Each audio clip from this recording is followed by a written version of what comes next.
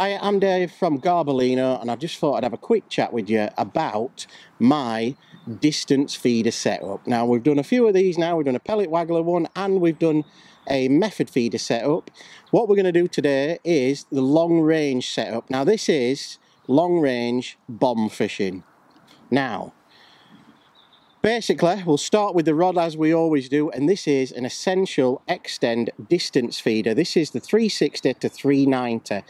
Now, extend. Now, what this means is I have got an extend piece. This is a 12-foot rod at the minute, but I've got a foot extension piece what I can put on this rod and make it to 13 foot. If I need to, if the wind gets up, if the elements are all against you and you need to try and cast that distance or hit that distance with your bomb or method feeder, you can put an actual piece and it just goes straight onto the rod, and it's an extra foot on there, which makes it 13 foot. But this is at 12 foot at the minute. Now, 12-foot rod, you can probably cast to about 70 yards. Well, I can probably get there about 80 yards if I can, if I proper give it one. Any longer than that, you probably want in a 13-foot rod.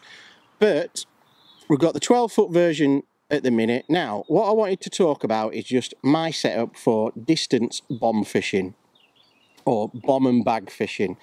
And I've just done a feature on this in the Match Fishing magazine, and I just thought I'd show you my actual setup, what I use for that day. So the rod, again, semi-parabolics rod, loads and loads of power in this sort of back section here to give you that power when you're casting it a long way, and this rod is perfect for that. So it's semi-parabolics, it only bends halfway down the rod, but again, it gives you that soft tip action when you're playing those fish close to your net.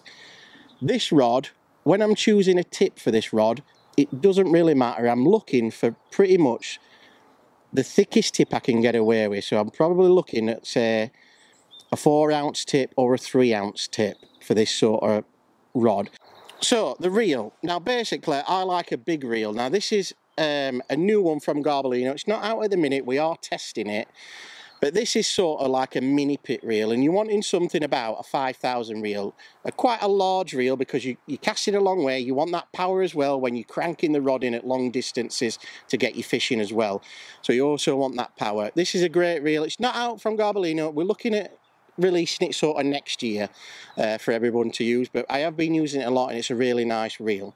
Now on this reel, the most important thing is your line. You want a low diameter line. I've got 018 line on this, which is round about 6.5 pound.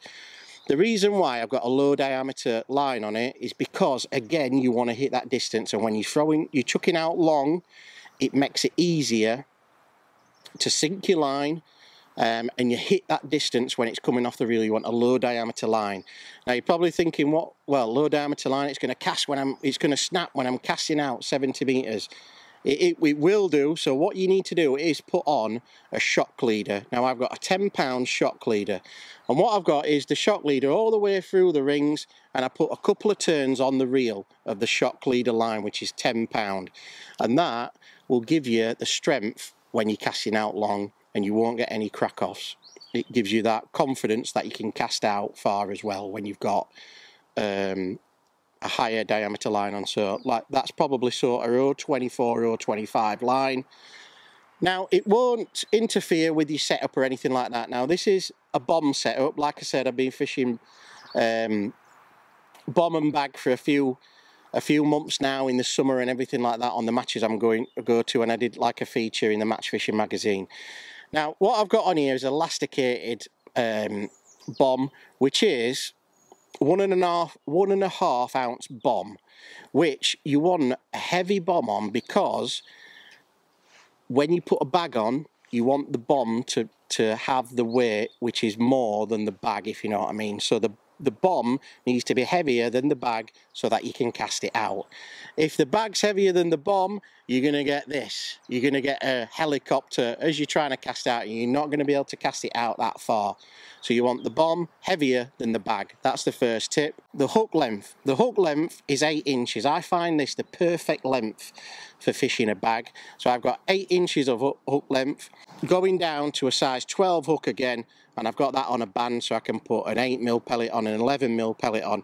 And what I do to hook the bag, I haven't got anything with me, but what I do to hook the bag is I just twizzled it, hook it, the bag, and then I twizzle it round and then I hook it again. I hadn't had any bags come off or anything like that.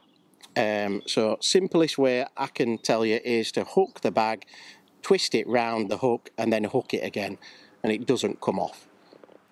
So that is my bomb and bag setup for long distances. I will change a few things when I'm distance method feeder fishing, which I'll show you in the next video, but there you go. That is my bomb and bag setup for long range. So if you've got any questions or anything like that, any comments, please put them in the comments below. Make sure you like and subscribe to the videos, and we will see you on the next one. Keep on bagging.